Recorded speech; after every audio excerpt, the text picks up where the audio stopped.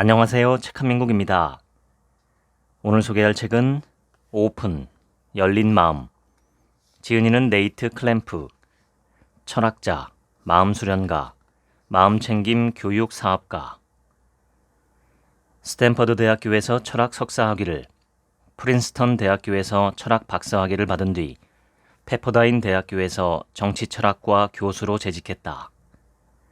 4년 만에 교수직을 내려놓고 이후 마음챙김 교육기관 라이프 크로스 트레이닝을 설립해 운영하고 있다. 삶이라는 예술은 마음을 활짝 열고 유연한 상태를 유지하면서 신비와 경외, 견디기 힘든 고통과 함께하는 것, 즉, 이 세상 모든 것과 함께하는 것이다. 람다스, 미국의 영적 스승, 전 하버드 대학교 교수. 마음은 둘 중 하나다. 광활한 하늘이거나 작은 감옥이거나. 일상의 순간에서 미묘하게 멀어진 것 같은 닫힌 느낌을 받아본 적이 있는가? 이는 현대인만 경험하는 독특한 현상이다. 하지만 너무 평범하고 눈에 보이지 않기에 우리는 보통 이런 느낌이 있다는 것조차 인식하지 못한다. 닫힘의 원인은 크게 두 가지다. 첫 번째는 디지털 중독, 두 번째 원인은 정치적 양극화다. 디지털 중독은 우리를 내면 세계와 단절시킨다. 양극화는 외부 세계와 단절시킨다. 이 두 가지가 동시에 현대인의 마음을 옭아매고 있는 건 우연이 아니다. 마음의 크기가 중요한 이유는 무엇일까? 그리고 마음이 커진다는 건 무슨 뜻일까? 마음의 공간을 만든다는 건 결코 사소하지 않다. 오히려 매우 중요하다. 이 공간은 가능성의 공간이자 호기심의 공간, 궁극적으로는 자유의 공간이다. 작고 닫힌 마음 속에 사는 건 실제로 어떤 느낌일까? 이는 호텔의 화려한 스위트룸에 사는 것과 비슷하다. 벽에 있는 작은 구멍을 통해 원할 때마다 무제한으로 룸 서비스가 배달된다. 무료 와이파이와 수천 개의 케이블 채널, 라벤더 입욕제가 담긴 욕조, 부드러운 목욕 가운과 슬리퍼, 미니바까지 구비되어 있다. 끝내주는 기분을 느끼는 데 필요한 모든 것이 있다. 그러나 딱 한 가지가 없으니 바로 그곳을 떠날 능력이다. 이 호텔 방은 밖으로 나가는 문이 잠겨 있다. 닫힌 마음은 어떤 의미에서 지상 낙원과 같다. 하지만 그것이 정말 괜찮은 일일까? 느낄 수 있는 감정은 줄어들고 누릴 수 있는 자유는 멀어진다. 어느 순간 이 벽 너머에 우리를 기다리는 삶이 있다는 사실을 잊어버린다. 이것이 바로 닫혀버린 작은 마음의 인생 항로다. 그렇다면 마음을 열어 마음이 확장되면 어떤 일이 일어날까? 자유를 얻게 된다. 호화롭고 작은 마음의 방문을 열고 밖으로 더 넓은 세상으로 나갈 수 있다. 벽 너머의 공간에는 즐거움뿐 아니라 고통과 슬픔, 기쁨, 두려움, 그리고 지루함 등 온갖 날것의 감정이 경험되길 바라며 기다리고 있다. 마냥 경계 없는 삶을 살자는 말은 아니다. 가진 돈을 다 내어주고 밤에 문을 잠그지 않고 열어두며 세상 사람들이 내 옆을 마음껏 지나가도록 내버려 두라는 뜻이 아니다. 우리를 안전하게 지켜주는 모든 장벽을 없애고자 하는 게 아니다. 삶을 작은 테두리 안에 머물게 하는 내면의 한계를 넘어 마음을 확장하자는 의미다. 어떻게 해야 더 많은 것에 마음의 문을 열 수 있을까? 이것이야말로 이 책이 던지는 본질적인 질문이다. 몇 시간이고 소파에 앉아 딱히 재미도 없는 콘텐츠를 소비하는 건 이토록 쉬운데 스마트 기기 없이 조용히 앉아 매 순간의 생생한 경험을 받아들이기란 왜 그렇게 어려울까? 이에 대해서는 버지니아 대학교 심리학과 티머시 윌슨 교수가 해답을 제시한다. 윌슨 연구팀은 한가롭고 차분한 삶의 순간을 회피하는 인간의 성향을 파악하고자 했다. 이들은 간단한 실험으로 연구를 시작했다. 실험 참가자들에게 스마트폰을 포함한 모든 소지품을 사물함에 보관하라고 지시했다.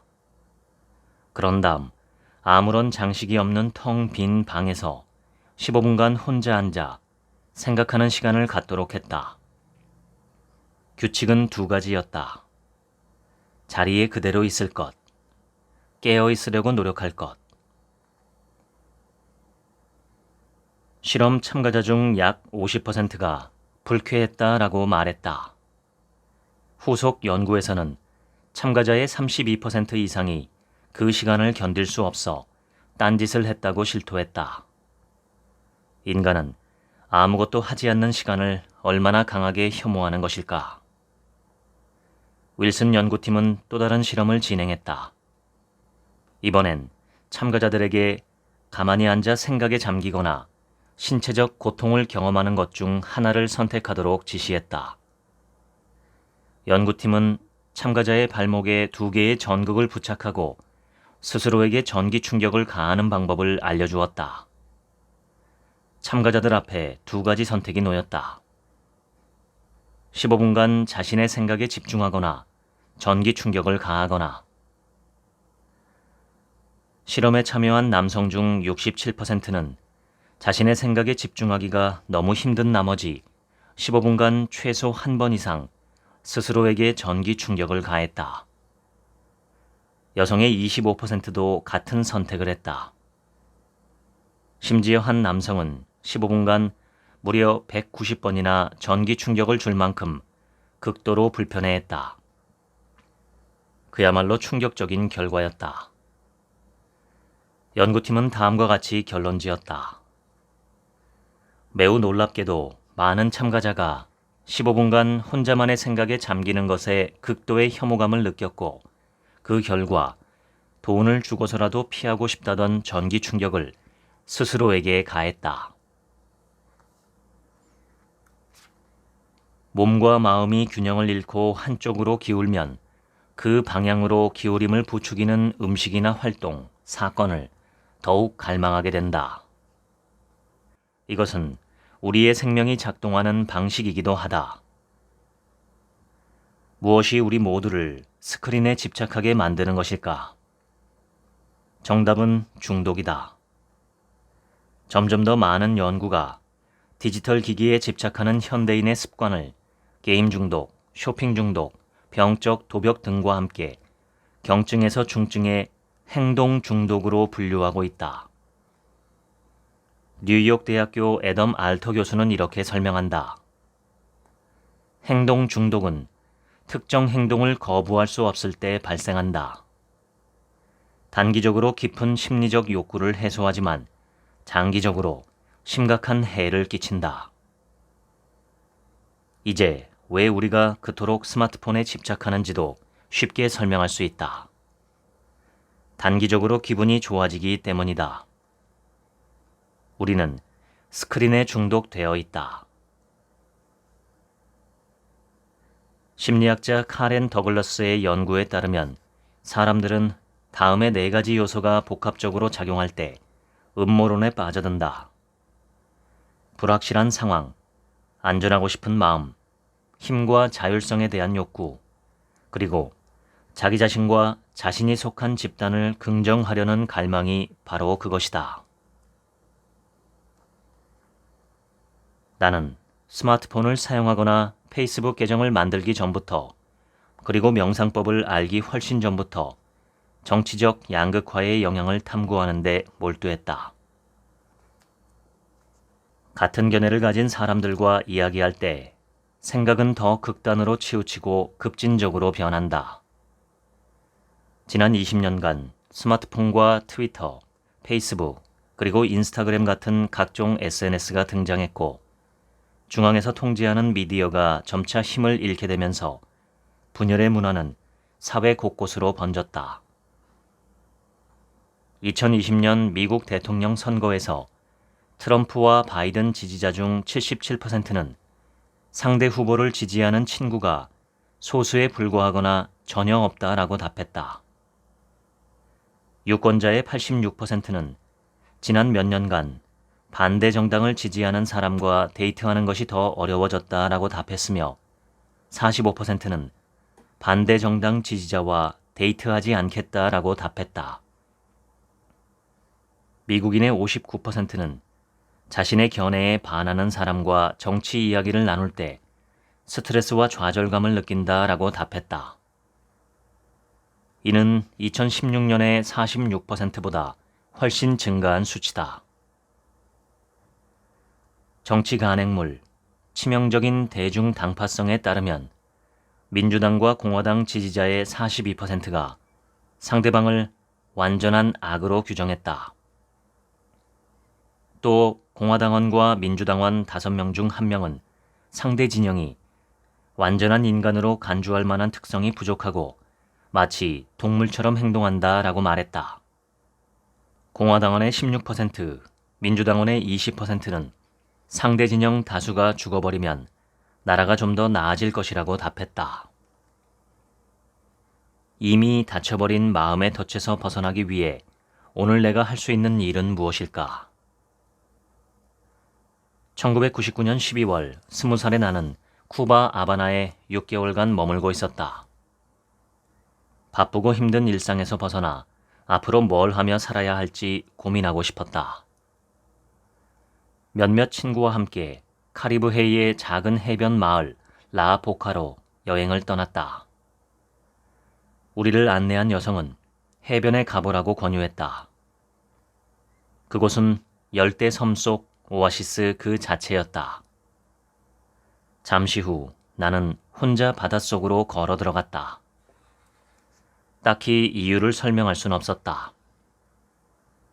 어느 순간 걸음을 멈췄다. 한참 동안 바다를 지켜봤다. 그저 무릎을 꿇고 앉아 바닷물이 들고 나는 모습을 하염없이 바라보았다. 바로 그때 내 생각의 변화가 일었다. 마음속 소용돌이가 잦아드는 느낌이었다. 몸의 느낌도 사뭇 달랐다. 순간 일어나는 감각과 잘 조화된 듯했다.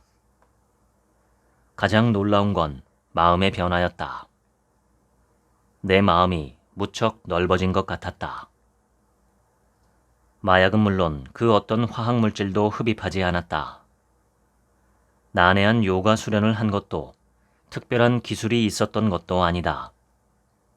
그저 삶을 바라보는 새로운 관점 하나를 발견했을 뿐이다.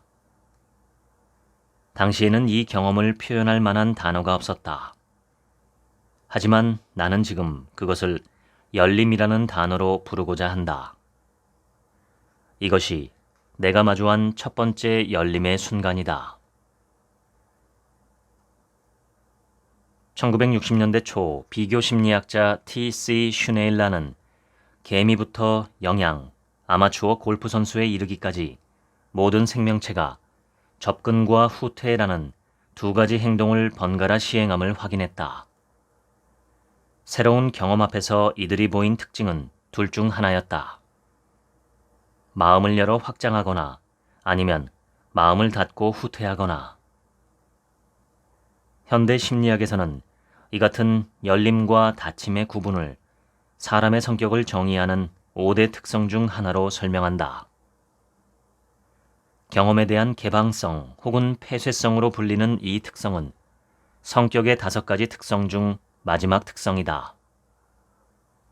경험에 대한 개방성이 높은 사람들은 호기심과 상상력이 강하고 관심사가 다양하며 변화하는 감정을 적극적으로 수용한다. 반면 경험에 대한 폐쇄성이 높은 사람들은 경직된 생활 패턴 속에서 기존의 사고방식을 선호하며 관심사도 넓지 않다. 시간이 점차 느려지면서 한층 더 크고 넓은 시야로 삶을 바라보게 되는 정적인 순간. 분명 여러분도 한 번쯤 경험해 봤을 것이다. 해질녘에, 숲속 산책길에서, 콘서트장에서, 혹은 연인과 함께하는 시간 속에서 이런 순간에 경험하는 것이 바로 열림이다. 내면에서 붙잡고 있던 모든 것을 내려놓고 마음이 확장되도록 허용할 때 열림이 찾아온다. 평소 무엇에 집중하는가? 바쁜 직장인을 코칭할 때 주로 하는 질문이다. 나는 그들에게 60초간 자신의 마음속에서 일어나는 일을 주의 깊게 관찰해 보라고 말한다. 많은 사람은 해야 할 일의 목록 정리부터 이메일 작성, 파트너와의 소송, 다음 식사 메뉴 선정까지 수많은 생각이 스쳐갔다고 답한다. 이 모든 생각은 단 60초 만에 일어난다. 심리학자들은 이 같은 정신 집중 상태를 마음 방황이라 지칭한다. 지금 이 순간에서 벗어나 과거와 미래에 대한 온갖 잡다한 생각으로 시간을 여행하는 경험이다. 하버드 대학교 심리학과 데니얼 길버트와 매슈 킬링스워스 교수는 연구를 통해 인간이 깨어있는 시간의 약 47%를 마음 방황 상태에서 보낸다는 사실을 확인했다. 매우 놀라운 결과다. 하지만 이보다 더 중요한 것은 방황하는 마음과 불행 사이에 강력한 상관관계가 존재한다는 점이다. 연구진은 다음과 같이 언급한다. 인간의 마음은 방황하는 마음이고 방황하는 마음은 불행한 마음이다. 20년의 연구 끝에 신경과학자들은 우리의 뇌 속에서 방황과 관련된 집합 하나를 발견했다. 일명 디폴트 모드 네트워크다. 뇌의 상호작용을 담당하는 이 네트워크는 매우 특이하다. 우리가 정신적 유휴 상태일 때, 즉 일이나 이메일, 대화 등 외부의 자극에 집중하지 않고 있을 때만 활성화된다. 뇌는 한가한 순간을 놓치지 않고 디폴트 모드로 전환함으로써 우리가 과거를 회상하고 미래를 염려하는 반복적인 생각 속에서 목적 없이 방황하도록 만든다. 디폴트 모드 네트워크의 활동과 마음이 닫힘 상태가 되는 경험 사이에는 흥미로운 상관관계가 존재한다. 우리 주변에서 일어나는 많은 일을 걸러냄으로써 일종의 정신적 닫힘 현상을 유발하는 것이다.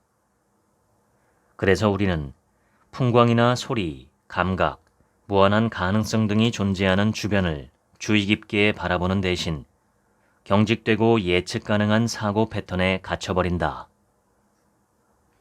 디폴트 모드 네트워크가 작동할 때 우리는 과거와 미래를 방랑하느라 지금 여기에서 일어나는 삶의 경험에 대해 낮은 수준의 열림 상태가 된다.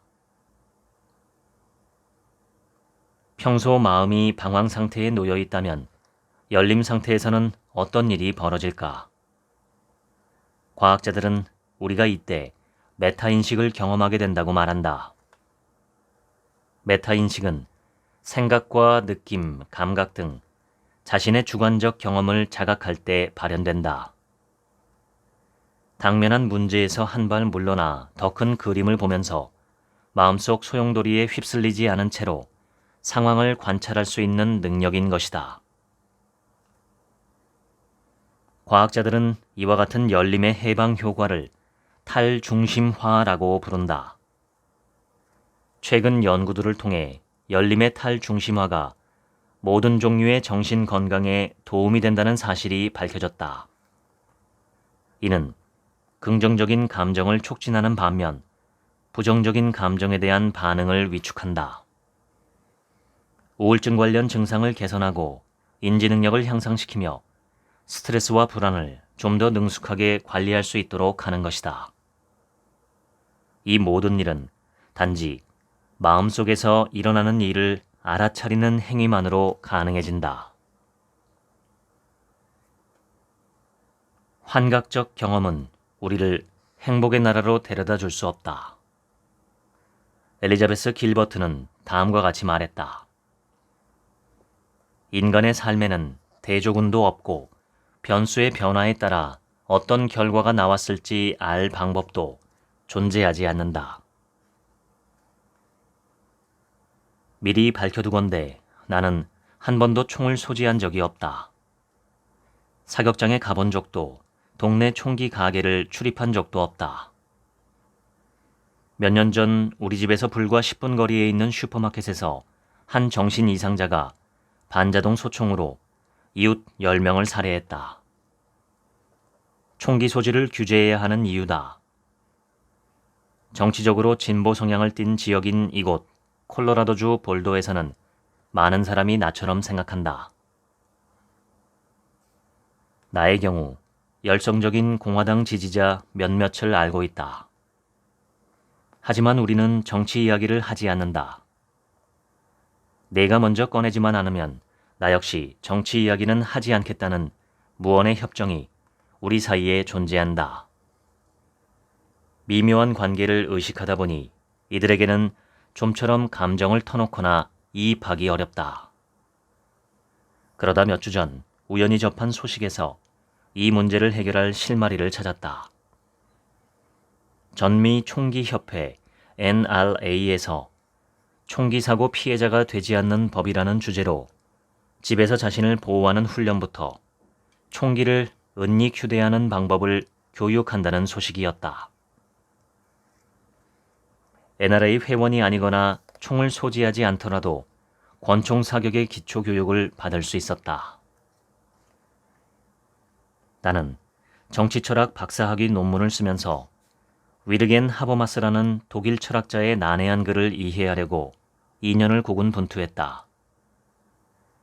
하버마스는 20세기 위대한 민주주의 이론가 중 한 명으로 수구의 민주주의, 즉 우리가 동료 시민으로서 대화하는 방법을 중점적으로 연구했다. 전미 총계협회에서 교육을 받는 몇 달간 특히 은닉 총기 수업 동료들과 친해지는 내내 하버마스의 유용한 구분 중 한 가지가 뇌리에서 떠나지 않았다. 하버마스는 우리가 정치에 관해 이야기하는 방식을 두 가지로 구분했는데 하나가 전략적 행위이고 다른 하나가 의사소통적 행위이다. 이 같은 구분을 나의 이야기에 적용하면 각각 반대편을 향한 닫힘과 열림에 해당한다. 상대방에게 닫힘 상태를 유지한다는 건 어떤 의미일까? 하버마스의 용어로는 전략적 행위라고도 하는 이 상황에서 우리는 서로를 이해하기보다는 이기기 위해 대화에 참여한다. 내가 옳고 상대방이 틀렸음을 증명하려 한다. 상대방의 근거 없는 주장을 약화해서 내 관점을 채택하도록 설득한다. 양극화된 세상에서 이 함정을 피하기란 거의 불가능하다. 대부분 우리는 반대편에 있는 멍청하기 짝이 없는 바보들의 의견을 외면한다. 같은 생각을 하는 사람들과 이야기하며 자신의 닫힌 입장을 강화한다. 반대편은 완전히 잘못된 길을 가고 있으며 그 생각의 뿌리엔 민주주의와 이 세상을 파괴하려는 의도가 숨어 있다고 조롱한다. 우리는 닫힘 상태로 대화에 임하며 상대방의 잘못된 논리를 지적하고 정보의 시시비비를 밝히기 위해 최선을 다한다. 즉, 이기려고 노력한다. 하버마스의 획기적 통찰은 이 같은 전략적 행위의 대안을 제시한다. 바로 의사소통적 행위이다. 의사소통적 행위는 대화의 목적이 이기는 것이 아닌 이해하려는 것일 때 이루어질 수 있다. 의사소통적 행위를 할 때 사람들은 상대방 주장의 결점을 지적하지 않는다. 뛰어난 논리를 뽐내지도 않는다. 자신이 지지하는 정당만이 미국을 수호할 수 있음을 단번에 증명하려 하지 않는다. 대신 의사소통적 행위는 현대 사회에서는 터무니없는 것으로 여겨지는 경청을 기본으로 한다. 상대방을 이해하고자 노력한다. 적으로 간주하는 사람과 집단을 향해 마음의 문을 연다.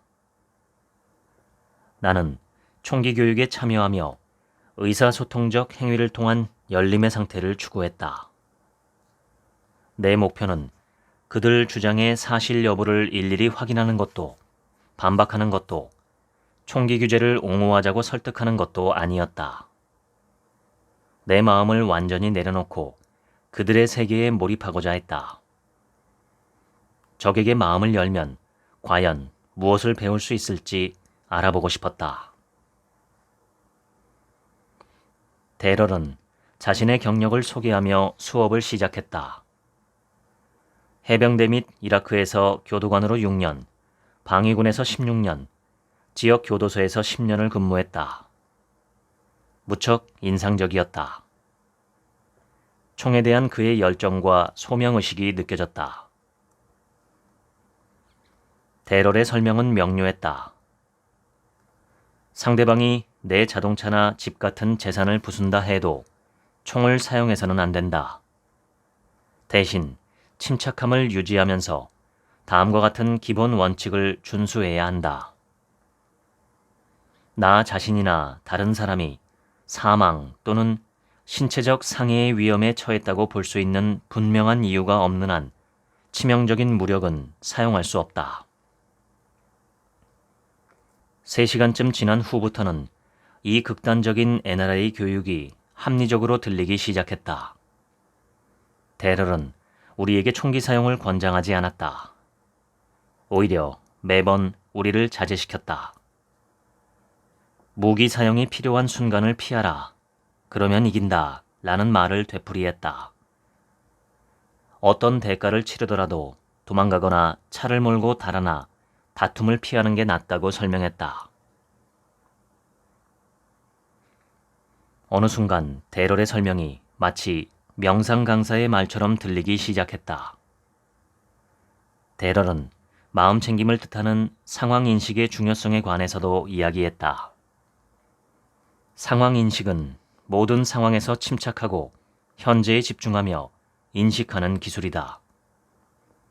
그는 핵심은 자신의 직관을 개발해 여기에 귀를 기울이는 것이라고 말했다. 그는 갈등이 심한 상황에서는 수동적 태도와 능동적 태도의 중간 지점을 찾아야 한다고 언급했다. 수동적 태도를 보이면 포식자에게 이용당할 수 있다. 그렇다고 능동적 태도로 덤벼들면 대립에 휘말릴 수 있는데 어느 쪽도 핵심이 아니다. 중도 상황에서는 총기 자체를 사용할 필요가 없다는 것이 핵심이다. 그렇다면 중도란 무엇일까? 데럴은 이를 공손하게 주장하기라고 명명했다. 그는 꼭 필요한 경우가 아니라면 어떤 분쟁 상황에서도 총기 사용을 피해야 한다고 단호하게 말했다.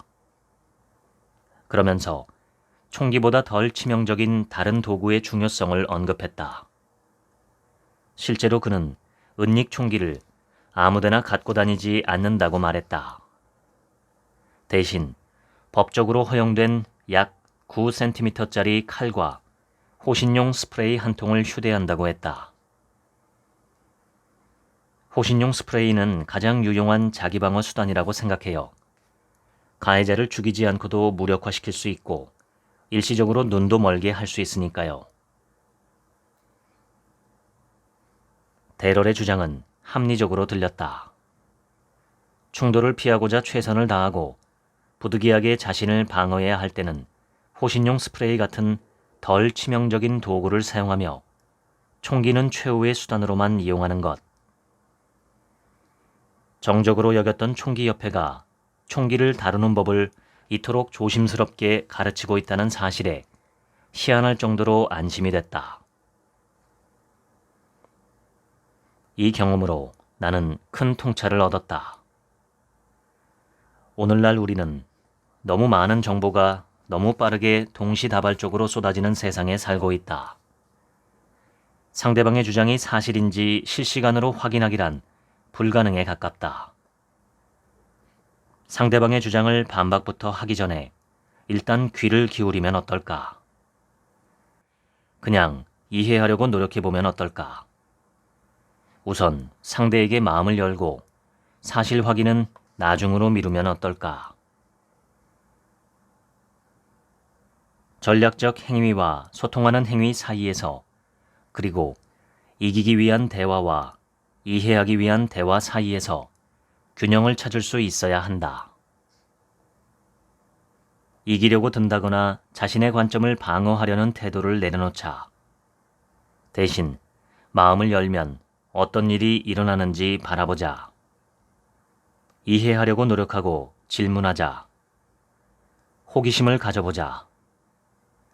상대방에게 마음을 열고 그들에게서 배우고자 노력할 때 어떤 일이 일어나는지 살펴보자.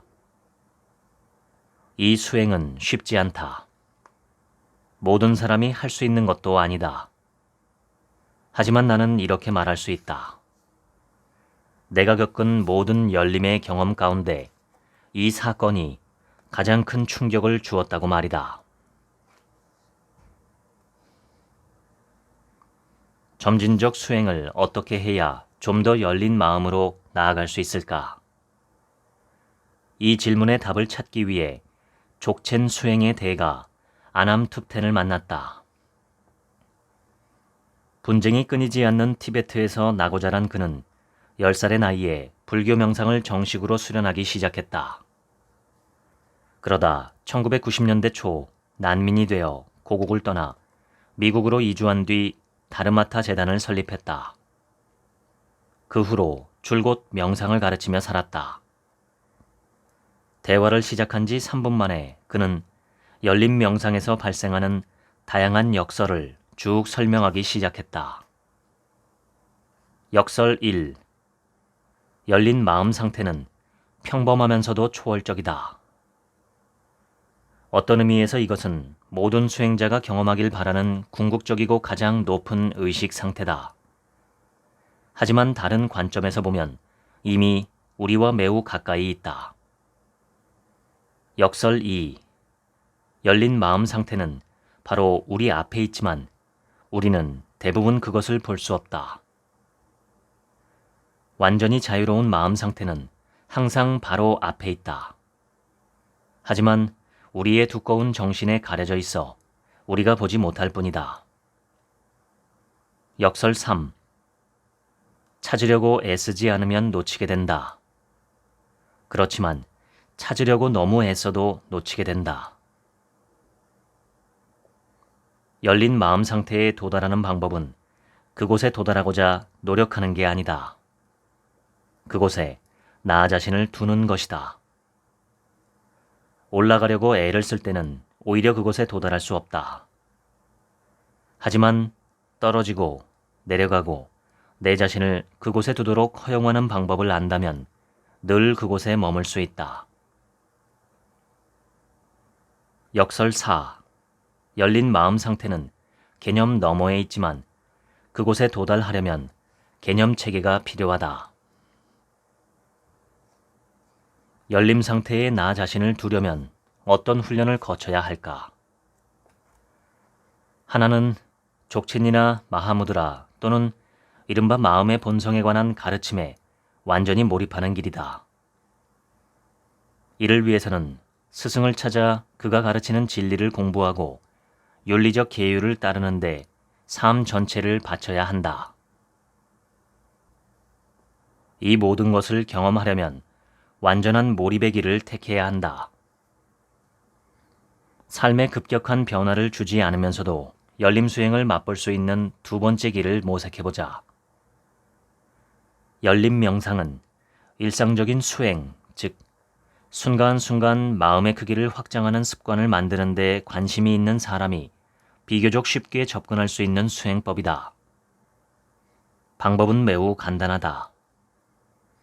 앉거나 선다, 혹은 눕는다. 호흡의 감각에 주의를 기울인다. 알아차림을 통해 의식을 확장한다. 긴장을 풀고 모든 것을 있는 그대로 허용한다. 이것이 바로 열린 명상의 본질이다. 1단계, 마음 안정시키기. 먼저 천천히 숨을 샌다. 척추를 곧게 펴고 앉는다. 눈을 뜬다. 호흡을 10가지 센다. 도중에 숫자를 잊으면 처음부터 다시 시작한다. 호흡을 10가지 세고 나면 호흡 자체에 주의를 집중한다. 방법은 다음과 같다.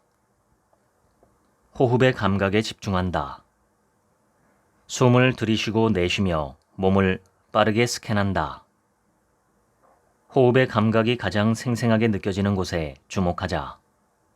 코끝, 가슴, 복부 등이 대표적이다. 호흡의 감각이 두드러지는 부위에 집중한다. 숨을 들이쉬고 내쉬며 이들 감각을 관찰한다. 호흡을 조절하려는 노력을 중단한다. 마음이 산란해지는 순간에 주목한다. 2단계, 마음 확장하기. 알아차리는 범위를 넓힌다.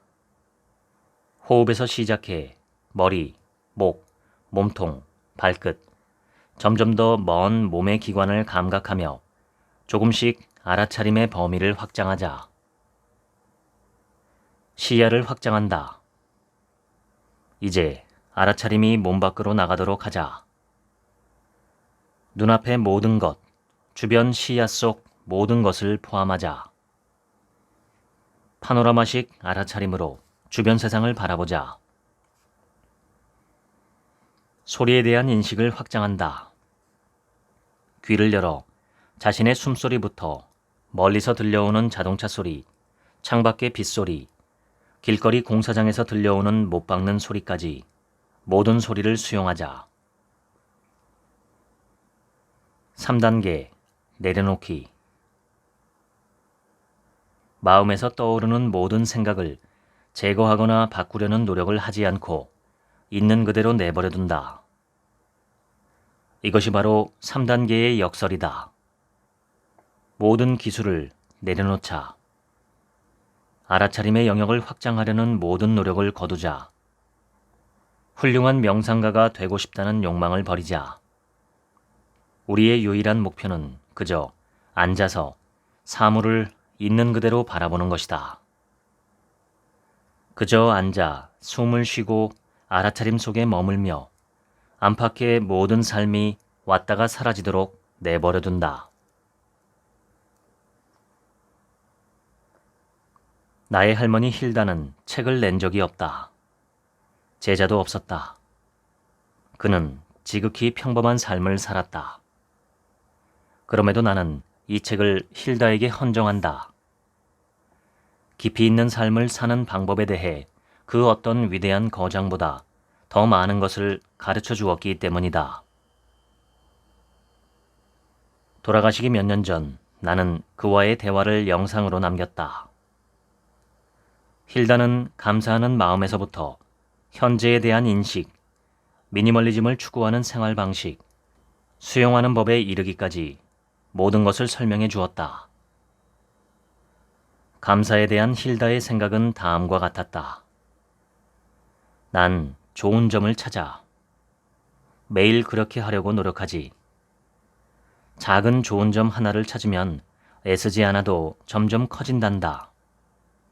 하나의 좋은 점이 또 다른 좋은 점으로 이어지거든. 그는 현재는 이렇게 인식했다.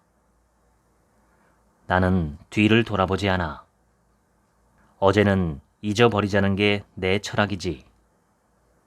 지금, 중요한 건 지금이야. 내게 주어진 건 지금이란다. 미니멀리즘에 대해서는 이렇게 말했다. 매일 최선을 다하렴. 단순하게 만들어. 끝으로 수용에 대한 인식은 이렇게 설명했다. 있는 그대로를 사랑하렴. 어떤 상황도 그대로 받아들여봐. 원하는 대로 삶을 바꿔보려는 모든 노력이 무너지고 꽉 움켜쥔 두 주먹을 풀어놓았을 때 유일하게 남는 것, 열림으로 가는 마지막 관문, 그것은 바로 내려놓는 것이다. 내려놓는다는 건 무슨 의미일까? 왜 내려놓음이 열림으로 가기 위해 거쳐야 하는 마지막 관문인 걸까? 이와 관련된 최고의 비유는 19세기 독일 철학자 게오르크 비렐름 프리드리히 헤겔에게서 찾을 수 있다. 헤겔은 존재의 상태가 고정된 것이 아니라고 생각했다. 존재는 한 상태에서 다른 상태로 끊임없이 변화하는 과정에 있다. 도토리와 도토리 나무가 대표적인 예다. 도토리는 커다란 도토리 나무가 아니다. 하지만 몇 년 후 우뚝 솟은 도토리 나무로 변화할 도토리는 그 역동적인 과정의 일부다. 내려놓기도 이와 비슷하다. 내려놓기는 도토리 나무와 마찬가지로 인생의 여러 단계를 거친 후 도착하는 종착지인 셈이다. 내려놓기가 도토리 나무와 같다면 도토리는 무엇에 비유할 수 있을까?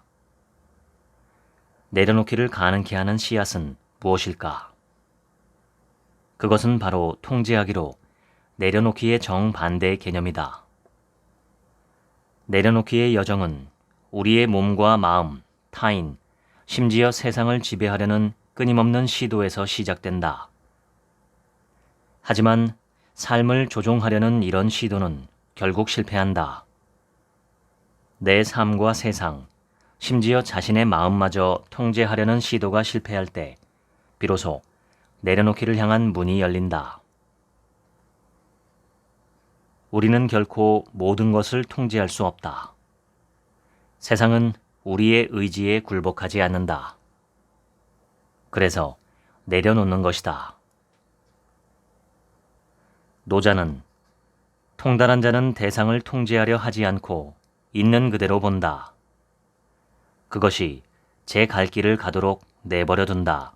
라고 말했다. 랠프 월도 에머슨은 이렇게 지적했다. 삶은 경이로움으로 가득 차 있다. 그리고 그것은 내려놓음으로 가능하다. 내려놓기는 인생이라는 강의 흐름과 속도를 바꾸려고 필사적으로 노력하던 좁은 시야에서 벗어나 좀 더 넓은 시야로 옮겨가는 것이다. 우리의 힘으로 그 강을 통제할 수 없음을 깨달아야 한다. 강이 우리를 올바른 방향으로 이끌고 있음을 믿고 거기에 몸과 마음을 맡겨야 한다. 많은 일이 펼쳐져 있는데 왜 그토록 소중한 시간과 에너지를 열림을 추구하는 데 쓰는 것일까? 열림이 아닌 닫힘을 추구하는 삶에는 많은 대가가 따른다. 삶이 점점 작아지게 된다. 프랑스 사회학자 알렉시 드 토크빌은 앞서 19세기에 이미 현대사회에서 자유를 가장 크게 위협하는 건 감옥이나 단두대, 구시대의 폭정이 아니라고 말했다. 그보다는 아름답고 온화하며 유쾌하기까지 한 다친 마음으로의 여정이 더 큰 위협이라고 봤다. 무수히 많은 사람이 자신의 영혼을 채우기 위해 저속하고 미천한 쾌락을 끝없이 좇는다. 자기 자신에게만 취해 있는 이들에게 다른 사람은 그저 낯선 존재일 뿐이므로 다른 이들의 운명에는 전혀 관심이 없다. 급격한 기술 변화와 함께 토크빌의 예측은 점점 현실로 나타나고 있다. 우리는 닫는다. 닫아야 해서가 아니다. 어쩔 수 없어서도 아니다. 우리가 원해서 닫는다. 우리 자신과 세상에 열려있는 것보다 닫혀있는 게 훨씬 쉽고 즐겁기 때문이다. 하지만 이 닫혀진 작은 마음속 공간에 없는 것이 한 가지 있다. 바로 자유다. 그래서 닫힌 마음은 무척 좁게 느껴진다. 마음을 열면 우린 더 이상 내면의 생각에 갇혀있지도 미쳐 돌아가는 외부의 세상과 싸우는데 골몰하지도 않는다. 우리는 서로 연결된다. 안팎의 구분이 모호해지듯 우리가 모든 것의 일부임을 느끼는 순간이 찾아온다. 이 같은 열림의 선물은 시간이 지날수록 깊어진다. 우리의 마음속 변화가 주변 사람의 마음에도 조용히 파문을 일으키기 때문이다. 어떤 마음 상태든 마찬가지다. 조급함, 회피, 우울, 분노는 모두 전염성이 있다. 이는 우리의 경험을 형성할 뿐 아니라 세상이 우리를 경험하는 방식을 형성함으로써 산만함이 산만함을 낳고 다침이 또 다른 다침을 낳는 악순환의 고리를 형성한다. 하지만 우리가 마음을 열면 이 고리는 악순환에서 선순환으로 바뀐다. 마음이 열린 부모는 그보다 더 열린 아이들에게 영감을 준다. 또 마음이 열린 교사는 그보다 더 열린 학생들에게, 비행기 탑승을 기다리는 열린 승객은 주변에 더 열린 승객들에게 영감을 준다. 이것이 바로 열림의 힘이다. 산만하고 분열된 시대에 변화를 위해 할 수 있는 게 아무것도 없는 것처럼 느껴지는 이 시대에 열림은 우리 마음뿐 아니라 세상을 변화시킨다. 열린 마음 실천 가이드 1.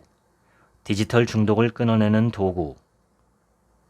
다음 도구를 사용해 스마트폰이나 이메일, 문자, SNS, 기타 수많은 디지털 방해 요소의 유혹을 차단하자. 1. 자발적 콘텐츠 폭식. 실험 방법은 간단하다. 우선 여러분의 주의 집중을 가장 방해하는 디지털 요소 3가지를 적어본다. 그런 다음 이 욕구들을 충족시키는데 최대한 많은 시간을 할애한다. 해당 요소를 충분히 소비했다는 생각이 들어도 소비를 멈추지 않아야 한다. 이 같은 과소비의 경험을 통해 우리는 콘텐츠를 욕망하는 마음의 뿌리를 발견하고 없앨 수 있다. 물론 시간이 지나면 이 강력한 효과는 사그라들고 욕구가 되살아남을 확인했다. 따라서 실험을 주기적으로 함으로써 콘텐츠 속에 인생을 바꿀 만한 특별한 것이나 인사이트가 없다는 사실을 스스로에게 상기시키면 좋다. 이 방법을 좀 더 발전시키고 싶다면 콘텐츠 폭식과 단식을 하루씩 번갈아 시행해보자. 즉, 콘텐츠 폭식을 하고 난 다음 날에는 스마트폰을 전혀 사용하지 않거나 꼭 필요할 때만 사용하는 것이다. 2. 공간의 재구성. 애덤 알턴은 행동 설계의 핵심 원칙 중 하나를 다음과 같이 설명한다. 유혹이 없는 환경을 디자인하라. 즉, 생활 공간을 유심히 살피고 자문하라는 것이다. 다음 몇 가지 방법이 도움을 줄 것이다. 모든 전자기기를 침실에서 치운다. 알람이 꼭 필요하다면 값싼 알람 시계를 하나 구입한다. 스마트폰을 둘 곳을 정해둔다. 장소는 주 생활 공간과 업무 공간에서 멀리 떨어진 곳이 좋다. 식사나 대화를 할 때, 업무 시간일 때, 가족과 함께 할 때는 스마트폰을 바지 주머니가 아닌 이곳에 둔다. 스마트폰을 집에 두고 나간다. 짧게 산책을 하거나 데이트를 할 때만이라도 좋다. 스마트폰이 없을 때 어떤 일이 벌어지는지 관찰해보자. 3. 시간의 재구성. 신기술에 반대하는 러다이트 운동처럼 모든 인터넷 계정을 삭제하고 숲속으로 이사가서 깊은 호수에 스마트폰을 던져버리라는 것은 아니다. 하지만 디지털 세상이 유발하는 산만함에 지배당하지 않고 온전한 나의 삶을 살려면 유혹에 빠지는 시간을 일정하게 정해두는 것도 좋은 대안이 될 수 있다. 문자, 이메일, 뉴스, SNS를 확인하는 시간을 따로 설정한다. 일주일에 한 번이나 격일로 혹은 매일 정해진 시간에 정해진 내용만을 확인할 수 있다. 지금은 스마트폰을 확인하지 못한다에서 지금은 스마트폰을 확인하지 않는다로 생각을 전환한다. 불편함의 마음의 문을 연다. 정해진 시간에만 스마트폰을 확인하는 전략을 성공적으로 수행하면 일상에서 더 많은 시간과 공간을 확보할 수 있는데 이 상황이 도리어 불편함을 줄 수 있다. 사람들은 아무것도 하지 않고 있는 것보다 자신에게 신체적 충격을 주는 쪽을 선택했다. 따라서 불편함이 밀려오면 불편한 감정에 머물러 보자. 이런 감정은 끊임없이 변화하며 내 안에 그리 오래 머물지 않는다는 사실을 알게 될 것이다. 그런 다음 의식적으로 선택하자. 휴대폰을 집어들지 않거나 자유롭게 그리고 의도적으로 휴대폰을 집어들라. 4. 기기의 재구성. 스마트폰 자체 환경을 재설정하는 것도 도움이 될 수 있다. 방해되는 모든 앱을 홈 화면에서 제거한다.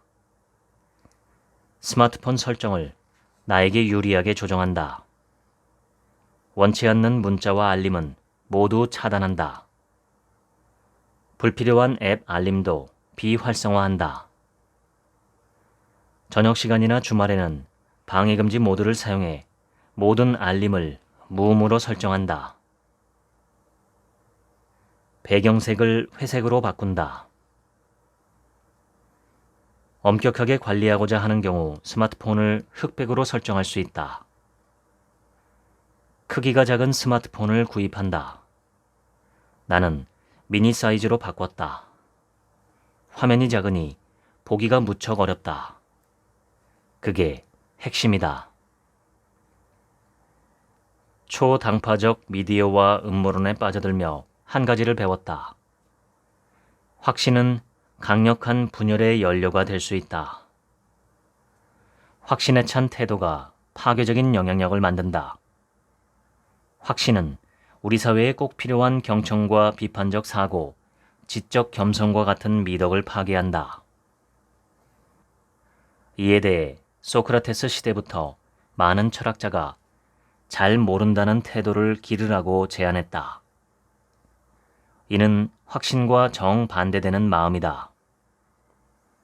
노자는 도덕경에서 이렇게 언급했다. 잘 모르는 것이 진정한 지식이다. 아는 척하는 것은 병이다. 자신이 병에 걸렸다는 사실을 깨달아야 진정으로 건강해질 수 있다. 확신이라는 병을 인식하고 나면 옳고 그름이 확실치 않고 어떤 일이 일어날 줄 모르는 낯선 곳을 탐험할 수 있다. 내가 소속된 이념의 벽을 넘어 모험을 시작할 수 있다. 적으로 간주했던 사람들에게 마음을 열 수 있다. 물론 잘 모른다는 태도가 자칫 안일함으로 이어지진 않을까 걱정되기도 할 것이다.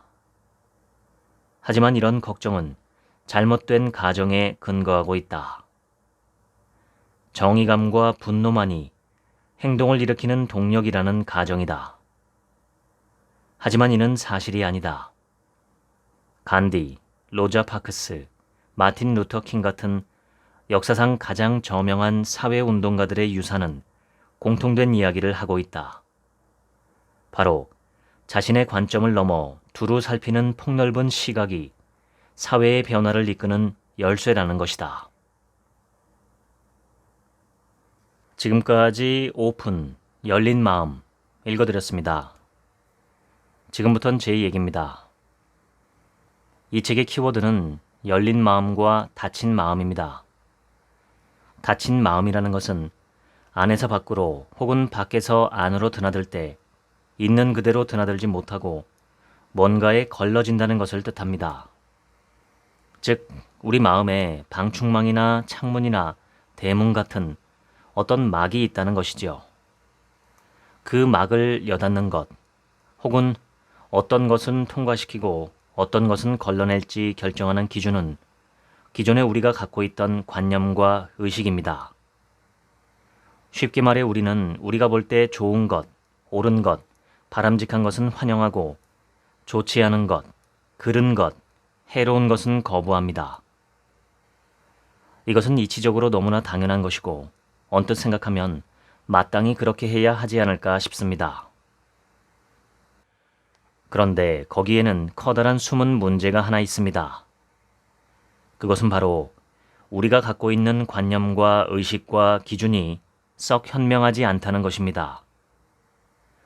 나의 내면의 관념과 의식과 기준을 그냥 한마디로 나의 마음이라고 해보겠습니다.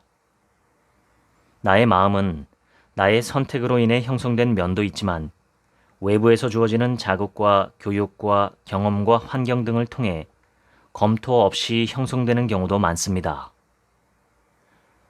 어떤 시공간에 내가 놓여 있었는지에 따라서 나의 의식과 마음이 결정된다는 것은 그만큼 현재 내 마음이 만들어진 배경에 우연적 요소가 크다는 것을 뜻합니다. 내 마음이 정말 현명한지, 내 생각과 내 판단이 바람직한지 검증하고 검토해 볼 기회가 적었다는 것이죠. 한마디로 말해 우리 마음에는 현명하지 않은, 검증되지 않은 차단막이나 거름막들이 너무 많습니다.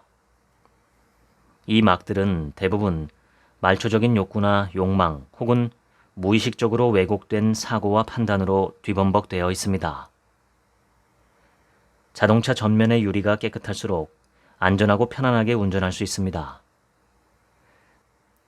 자동차 전면 유리에 먼지, 새똥, 전단지들이 덕지덕지 붙어 있고 날씨까지 비나 눈이 내리는 상황이라면 앞을 제대로 볼 수가 없겠죠. 인정하고 싶지는 않겠지만 우리의 마음이 그럴 때가 참 많습니다. 마음을 연다는 것은 그러한 전면 유리를 깨끗하게 청소하는 것을 의미하진 않을까 생각합니다.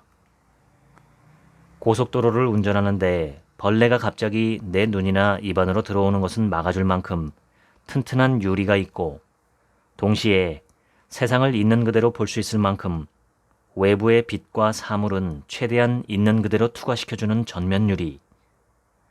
저는 이 책을 읽으면서 열린 마음이란 그러한 것이 아닐까 싶었습니다. 저자는 의료용으로 허용된 환각제 체험과 명상과 마음챙김 경험, 그리고 자신의 정치적 신념과 반대되는 사람들과의 의도적이고 밀접한 접촉 등을 통해 열린 마음을 창조하려 시도했습니다.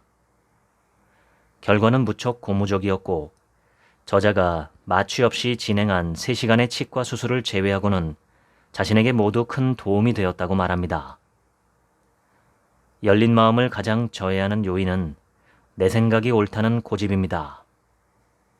내 생각은 너무나 당연하고 정당하고 합리적이기 때문에 재고할 필요조차 없다는 아집이, 그러한 믿음이 나를 어리석게 만듭니다. 고집과 아집은 내 안에 있는 의식이나 생각을 진실이라고 믿고 붙잡고 매달리고 집착하는 태도입니다. 그럴수록 나는 어리석어지고 내 삶은 힘들어집니다. 가장 안타까운 점은 어리석어지고 힘들어지는 나와 내 삶에 대해서 인식하기조차 어려워진다는 것입니다. 열린 마음으로 살기 위한 몇 가지 방법을 말씀드리겠습니다. 첫 번째는 내 마음속에 떠오르는 생각이나 판단에 대해서 항상 의문을 제기하는 것입니다. 이러한 생각이나 판단은 과연 진실일까? 진실이라면 어떤 근거에 의존해서 진실이라고 볼 수 있을까? 그러한 근거는 얼마나 확실하고 뚜렷한가? 거기에 나의 욕구나 욕망이 투영되어 있지는 않을까 등의 셀프 검증을 하는 것이죠. 이런 일을 하면 머릿속이 복잡해질 것 같다고 생각하실 수도 있겠지만 의외로 아주 재미있는 놀이처럼 자주 하실 수 있습니다. 내 마음속이나 머릿속에 어떤 생각이라도 검증 없이 확인 없이 믿지는 않겠다 하고 가는 것이죠. 열린 마음으로 살기 위한 두 번째 방법은 거리 두기입니다. 거리 두기는 집착과 반대되는 말입니다. 어떠한 경험이나 상황이나 생각이나 판단이라도 항상 적절한 거리를 두겠다고 결심하는 것이죠. 이것은 생각의 틈, 생각의 여유를 만드는 행동이기도 합니다. 일상생활에서 여유를 너무 두어서 어려워지는 경우도 있지만 그것보다는 여유가 너무 없어서 힘들어지는 때가 더 많습니다. 이때 이 여유를 게으름이나 무관심과 혼동해서는 안 됩니다. 의도적으로 넉넉하게 틈을 벌리고 거리를 유지하는 것입니다. 어떠한 대상이든 말이지요. 집착은 밀착이고 밀착은 파멸로 이끌기 쉽습니다. 설령 내 자식이 너무나 사랑스럽고 예뻐도 그는 내가 아니고 나와는 별개의 또 다른 인간이라는 점을 의식적으로 기억하는 것이 좋습니다. 그것이 건강한 관계를 만들 수 있기 때문입니다. 열린 마음을 위한 세 번째 방법은 성찰입니다. 이것은 긍정적이고 적극적으로 내 마음을 탐색하고 검토하고 점검하는 것입니다. 특히 하루를 마감하는 잠자리에서 5분이나 10분 정도 시간을 내어 오늘 하루 나의 삶과 말과 행동을 돌아보는 것은 아주 좋은 성찰의 습관입니다. 성찰은 인간만이 할 수 있습니다. 동물은 할 수 없죠. 동물적인 삶에서 인간적인 삶으로 변화하는 특별한 방법이기도 합니다. 배부른 돼지가 되는 것보다 배고픈 소크라테스가 되는 것이 훨씬 더 행복하다고 합니다. 설령 물질적인 면에서 나의 희망만큼 충족이 되지 않더라도 정신적인 면에서는 얼마든지 나를 풍요롭게 가꿀 수 있습니다. 인간은 정신적인 존재이기 때문에 정신을 가꾸면 가꿀수록 더 현명해지고 행복해집니다.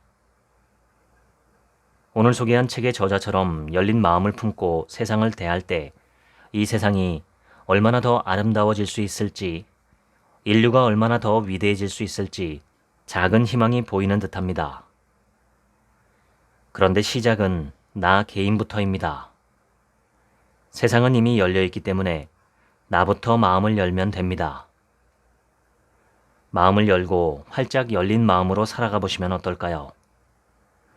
상쾌하고 통쾌하고 아주 유쾌하게 사실 수 있으리라 생각합니다. 다음 주인 8월 18일 일요일 오후 1시에서 5시에 서울교대에서 저와 제 명상 선생님이 진행하는 공개 강의가 있습니다. 주제는 흔들리지 않는 마음이고 이 영상에 설명란 더보기 버튼을 누르시면 신청 링크가 있습니다. 그날 오시면 새로운 마음, 흔들리지 않는 마음에 대해서 배우실 수가 있습니다.